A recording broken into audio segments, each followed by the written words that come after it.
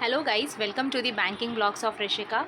तो जैसा कि मैं कुछ दिनों से LIC ATO के इंटरव्यू का एनालिसिस और रिव्यू आप लोगों के साथ शेयर कर रही थी, तो आज फाइनली मैं खुद का एक्सपीरियंस आपके साथ शेयर करूंगी कि मैंने कैसा फेस किया इंटरव्यू और किस तरीके के डॉक्यूमेंट्स मेरे साथ मैं जब गई थी तो DV में क्या क्या डॉक्यूमेंट्स ज़रूरी थे, वो सब मैं आपको सेल्फ़ गिवन एक्सपीरियंस आज दूंगी।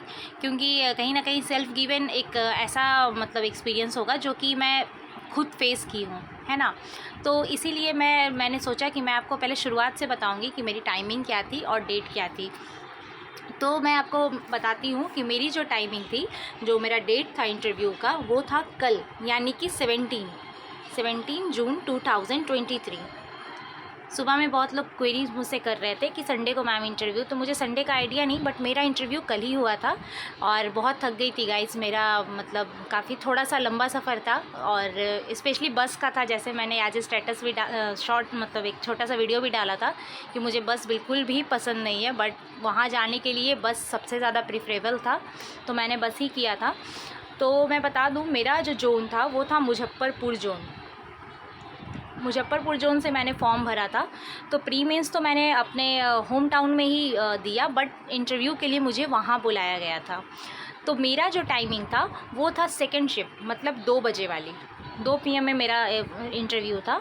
तो मैं शार्पली सुबह का मैंने बस लिया था और ऑलमोस्ट मैं 8 साढ़े 8 बजे मैं पहुंच गई थी।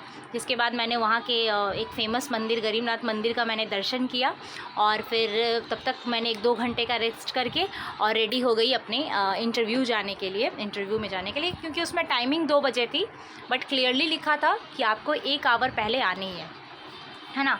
तो मैं फटाफट अब ज़्यादा देर नहीं करती हूँ और मैं अपना एक्सपीरियंस आपसे शेयर करती हूँ। तो गाइज़, मैं देर नहीं करती, मैं पूरी कोशिश करती हूँ कि मैं टाइम पर आपको एनालिसिस दूँ। तो प्लीज़ आप भी देर ना करें सब्सक्राइब करने में, शेयर करने में। प्लीज़ गाइज़, फटाफट सब्सक्राइब कीजिए और शेयर कीजिए और लाइक कीजिए। तो मेरा कुछ इस तरीके का एक्सपीरियंस मैं बता रही हूँ आपको कि मेरा 2 बजे था, तो मैं ऑलमोस्ट मैं 1 बजे वहाँ पहुँच गई थी। मैंने ना जब वहाँ पहुँची थी ना मैं मुजफ्फरपुर, तो सबसे पहले मैं अपने डिवीज़न ऑफिस को ही मैंने देख लिया था कि मेरा डिवीज़न ऑफिस एग्जैक्ट है कहाँ पे। तो मैं आपको वो फ़ोटोज़ भी शेयर करती हूँ एक बार। आप ये देखो, ये था मेरा डिवीज़न ऑफिस जो मैंने बाहर में लिया था। पता नहीं मुझे क्यों, ऐसी कोई रेस्ट्रिक्शन तो थी नहीं, बट मुझे थोड़ा अजीब लग रहा था ऐसे क्लिक करने में, तो मैंने बाहर से ही इस तरीके का लिया था। आप देख सकते हो, मैं जूम करके भी दिखाती हूँ आपको। तो एक अलग एक्सपीरियंस था, बट बहुत अच्छा था। तो उसके बाद क्या हुआ, जैसे ही मैं वहाँ पहुँची 1 बजे, पहुँचते के साथ ही जो सुबह वाले शिफ्ट के 1-2 बच्चे बाहर निकल रहे थे, तो उनकी हालत को देख के मेरी भी हालत ख़राब हो गई। मैंने उनसे पूछा कि आप इतने लेट में, क्योंकि 10 बजे की शिफ्ट थी, तो उन्होंने कहा कि नहीं इंटरव्यू बहुत लंबा चल रहा है, तो अभी तक बच्चे निकल रहे हैं। फिर भी चलो ठीक है, मैंने एंट्री किया। वहाँ एंट्री करने के फर्स्ट फ्लोर पे लेफ़्ट साइड में मेरा जहाँ पे DV होता है, वहाँ DV मेरा हो रहा था। मैं वहाँ एंट्री की और सबसे पहले डॉक्यूमेंट वेरिफिकेशन मैट्रिक पहले उन्होंने लिया और DV सबसे पहले हुआ, जिसमें से मुझसे मेरे जोन में क्या क्या मांगा गया मैं अभी आपके साथ शेयर करती हूँ। वो ये है कि जैसे कि एंट्री करने के बाद उन्होंने सबसे पहले चेक किया 10th 12th और ग्रेजुएशन का मार्कशीट, जिसमें से 12th और ग्रेजुएशन का डिग्री होना मस्ट था गाइस, मस्ट। और उसमें भी अगर आप न्यूली पास आउट हो, 21 के पास आउट हो, 22 के पास आउट हो, तो वहाँ पे एक अल्टरनेट ऑप्शन आपको दे रहे थे, वो है प्रोविज़नल। आप प्रोविज़नल से काम चला सकते थे, लेकिन जो कि रिसेंटली पास आउट है उनके लिए, बस रिसेंट पास आउट वाले के लिए इस तरीके का। उसके बाद कैटेगरी था, कैटेगरी सर्टिफिकेट बहुत ही मोस्ट इम्पॉर्टेंट था। और ग्रेजुएशन में मेरा कंसोलिडेटेड मार्कशीट था, कंसोलिडेटेड इन द सेंस कि फर्स्ट ईयर, सेकेंड ईयर और थर्ड ईयर तीनों का मर्ज था, है ना। उसके बाद फिर उन्होंने कंडक्ट सर्टिफिकेट पे बहुत ज़्यादा गौर देते हुए कहा कि 2 रिस्पॉन्सिबल पर्सन का होना चाहिए। ये सब द मोस्ट इम्पॉर्टेंट डॉक्यूमेंट थे जो कि एकदम मस्ट थे लाना। और उसी बीच मेरा एक और से सामना हुआ, एक अलग हुआ कि एक लड़की थी गाइज़, वो सुबह से बैठी हुई थी। आई डोंट नो, बेचारी, मुझे उसको देख के बहुत ज़्यादा दुख हो रहा था उसको देख के। वो 10 बजे शिफ्ट की थी, पता नहीं उसका थंबप्रिंट क्यों मैच नहीं कर रहा था। जैसा कि कल मेरे एक वीडियो में एक लड़की ने भी कमेंट ऐसा ही सेम किया था, मुझे नहीं पता ये वही थी या कोई और। वो मतलब बार बार इतना पोलाइट थे हमारे यहाँ के जो भी इंटरव्यूअर या डॉक्यूमेंट वेरिफिकेशन चेक करने वाले, कि वो बार बार कोशिश कर रहे थे कि उसका हो जाए, थंब प्रिंट जो है वो मैच कर जाए। लेकिन आई डोंट नो कि क्या प्रॉब्लम हो रहा था, उनका थंब प्रिंट मैच नहीं कर रहा था, बार बार रिजेक्ट हो रहा था। कंटिन्यू उन्होंने 4 से 5 घंटे उस लड़की पे दिए, बट फाइनली मतलब बंदी रो गई, इमोशनल हो गई वो। क्योंकि गाइस ये बहुत बड़ी बात है कि इंटरव्यू में आकर आप अगर इंटरव्यू ना दे पाओ तो ये बहुत ही गंदा होता है, जो कि बहुत ख़राब लग रहा था मुझे भी कि क्यों आखिर मैच नहीं कर रहा है। आई डोंट नो उसकी गलती थी या साइबर वाले की गलती थी जहाँ से उसने फॉर्म फिलअप किया था, बट ये बहुत ही मतलब ख़राब वाला मोमेंट था जब वो फिर वापस चली गई। तब तक डीवी हुआ, उसके बाद सबको नंबरिंग मिला कि आपका कौन से नंबर पे होगा, इस तरीके से। तो मैं जैसे ही पहुंची थी उसमें मेरे में 20 टोटल स्टूडेंट थे बैच में, जिसका इंटरव्यू होने वाला था, जिसमें 5 से 6 लड़कियां थी और सारे लड़के। उसके बाद था कि सबका नाम ऐसे अनाउंस हो रहे थे, तो मुझे लगा कि आई विश कि मेरा जल्दी हो, फर्स्ट हो, सेकंड, थर्ड नंबर पे हो, ताकि टेंशन ख़त्म हो और मैं जल्दी से अपना मतलब होता है ना तुरंत बैग पैक करूँ और अपने घर को रवाना हो जाऊँ। बट देखो क्या हुआ, मेरा सबसे लास्ट नंबर था 20, सीधे 20। I was shocked. मैं यहाँ तक कि सर से भी मैंने पूछा, सर मेरा क्यों ऐसे 20 नंबर पे?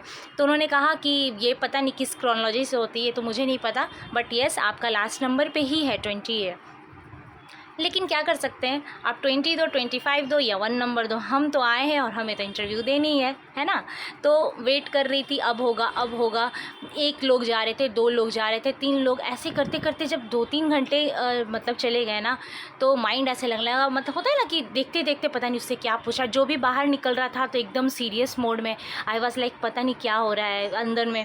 तो बहुत ही डर लग रहा था कि, और लेकिन खैर एक चीज़ बहुत अच्छा था कि जो भी डीवी चेक करने वाले थे बहुत काइंड थे गाइस, बहुत काइंड, बहुत पोलाइट थे, इतने बेहतरीन तरीके से हमसे बात कर रहे थे, लाइक कि बहुत सॉफ्ट हार्टेड मुझे लग रहे थे कुछ। तो मतलब कोई भी प्रॉब्लम हो तो एकदम आराम से फेस करवा रहे, ये नहीं कि हड़बड़ा दिए उसको और क्या हो गया, ओ माय गॉड, ऐसा कुछ नहीं, एकदम सिंपल वे था।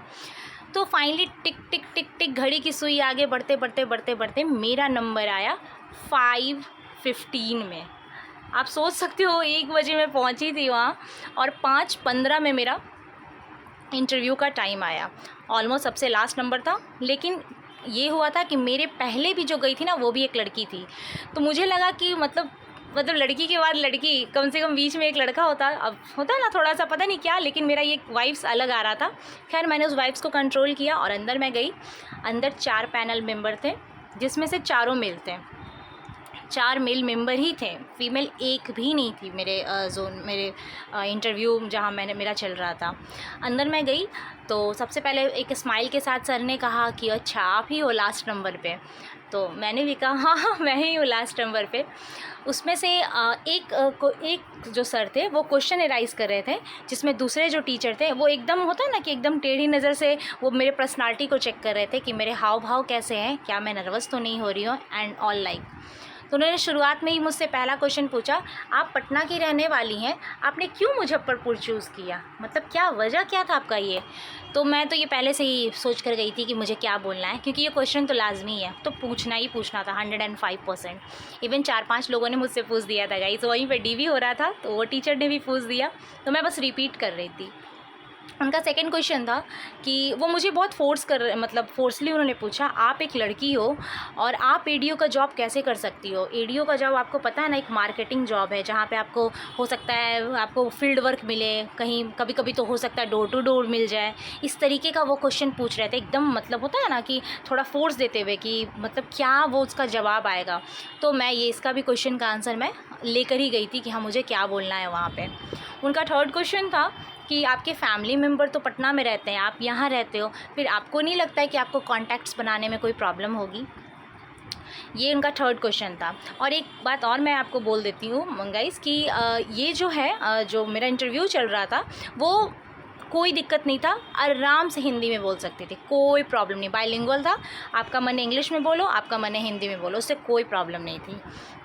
उसके बाद उनका जो क्वेश्चन चला, उसके बाद सेकंड पैनल मेंबर ने मुझसे पूछा कि एडीओ को रिक्रूट कैसे, मतलब एडीओ जो होते हैं वो एजेंट को रिक्रूट कैसे करते हैं?